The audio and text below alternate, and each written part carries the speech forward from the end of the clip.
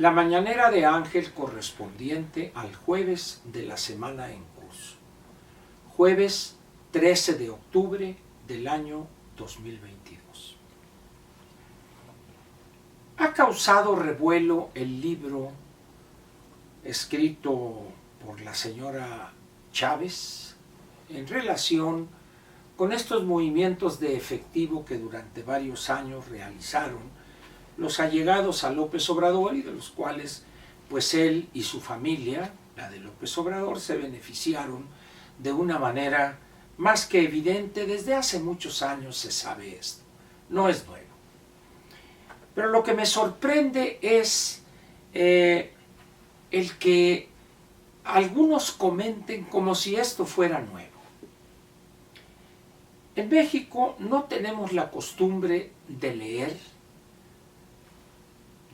cualquier cosa. Yo les digo que ni siquiera leemos el letrero de alto en las esquinas. No leemos libros, y si bien yo entiendo que hay una producción que a veces no satisface todos los gustos, pero a veces aparecen libros de la autoría de personajes conocidos dedicados al estudio de la cosa político-social en el país, que vale mucho la pena leer. Hoy ya este libro del cual voy a comentar ya tiene algunos años y fue en su momento un libro que pues pocos comentamos en su momento. Y hoy cobra una vigencia muy grande, particularmente con aquellos que se sorprenden lo que plantea la señora Chávez en su libro El Rey del Cash. Me refiero al libro publicado hace varios años por dos estudiosos de la política mexicana, la doctora María Amparo Casar y el doctor Luis Carlos Ugalde. El libro se llama Por debajo de la mesa y es el primer estudio serio, sistemático, sobre esta práctica ilegal y perversa de todos los partidos políticos. Ojo, de todos los partidos políticos en México. Cuando uno sigue la actividad electoral y cuando el INE, antes el IFE, autorizaban los montos de X o Y campañas a los diputados federales, senadores, y eran tan ridículos los montos y nadie prestaba atención a eso. Nadie reparó, pues que autorizó el INE un monto para cada campaña de diputado federal de 300,000 pesos. La gente se reía y decía, sí, hombre, 300,000 pesos o 500,000 pesos. Porque todo el mundo sabía que los gastos reales de una campaña, en este caso de diputados federales, en vez de ser 300 o 500,000 pesos o 1,000,000 de pesos autorizados legalmente, pues eran 10 o 15 o 20 o más millones de pesos. Y esos millones en exceso tenían que provenir de una fuente ilegal, evidentemente, o no reportados esos recursos. De tal manera que ese partido y el otro y el otro y el otro y el otro y el otro llevaban una doble o triple contabilidad. Y esto no ha cambiado. Esto existe todavía. De tal manera que llamarse sorprendido al leer el libro escrito por la señora Chávez me parece una ingenuidad. ¿No convendría más que ese ruido mediático se convirtiera en una exigencia a los legisladores para que legislen, valga la redundancia, en favor de una actualización con objetividad, con medidas acordes con la realidad que priva en el país, para que los montos o para que la forma en que se allegan recursos los partidos políticos esté más cercana a la realidad?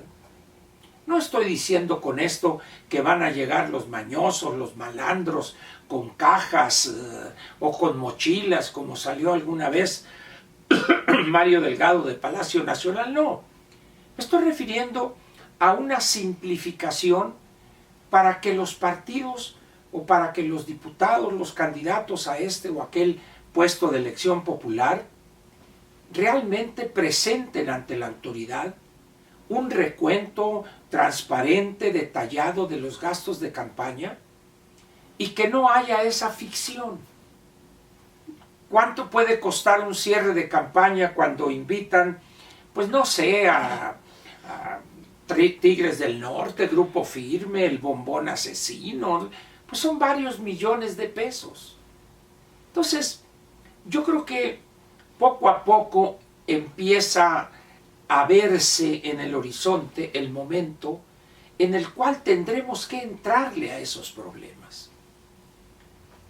Si bien se entiende la actitud de los consejeros del INE, porque están obligados a respetar lo que marca la ley, pero también hay una realidad que es más que evidente, que contradice de una manera ofensiva lo que la autoridad establece en lo que se refiere a límites en los gastos de campaña. Ahorita, bueno, pues ya es imposible, pero pensemos después del año 2024, con la entrada de una nueva legislatura. ¿Por qué no entrarle al tema? Hay corrientes políticas que dicen que el monto destinado a los partidos debe reducirse, particularmente Morena y los suyos. Claro, lo hace desde una posición de privilegio. Este año, por ejemplo, va a recibir de enero de este año a diciembre una cantidad cercana a los 1.700 millones de pesos y el año próximo más o menos lo mismo. Entonces, pues dice sí, que les recorten, que recorten los gastos, pero ¿qué dice un partido como el PT, el Verde, el PRD? ¿Aceptarían ellos que les redujeren a la mitad las prerrogativas? Pues no. Entonces, evidentemente es un tema que da mucho o que tiene mucho fondo, pero hay un elemento que vale la pena destacar. Las cantidades que se autorizan o los montos que se autorizan como límite son irreales, son absurdos, pues. Cuando la realidad ahí está y se buscan subterfugios y que acá y que ahora fulano de tal aportó 20,000 cachuchas. Y bueno, pues ¿quién va a contar tantas cachuchas, etcétera? Es decir, y que los espectaculares, y quién los pagó, y que la factura. Es decir, ¿por qué ese afán de dejar que la mentira o que la irrealidad sea la que prive? ¿Por qué no entrarle al problema de frente y reconocer lo evidente? Que los partidos gastan muchísimo dinero por encima de los montos autorizados o entregados por Cámara de Diputados como consecuencia de la aplicación de la fórmula que viene en la ley correspondiente. Creo que ya es hora que dejemos de ser bebecitos y empecemos a ser adultos, al menos en un tema como este. Es ridículo realmente. Y ahí andan acá y que no, y que los comprobantes y que los espectaculares. Todo el mundo sabe que los partidos llevan doble o triple contabilidad, particularmente en aquellos años cuando hay elecciones federales. ¿No piensa usted que ha llegado la hora en que debamos entrarle a ese problema? Y yo les pediría a aquellos que hayan leído el libro de la señora Chávez y les parezca aquello inusitado lo que están viendo, lo que están leyendo ahí, esas descripciones de dinero, de bolsas, de belices, de portafolios, etc. Lean, busquen el libro del doctor Luis Carlos Ugalde y del actor y de la doctora María Amparo Casar, y ahí ya estaba planteado eso, de una manera sistemática. Dos estudiosos, dos hombres, dos personas con una sólida formación académica, y en cambio el libro de la señora Chávez pues es un testimonial de cómo vio las cosas ella, de cómo se las contaron, de cómo a veces presenció o escuchó alguna conversación. Si ya leyó ese libro, bien, pero busque ahora el del doctor Luis Carlos Ugalde y el de la doctora María Amparo Casar.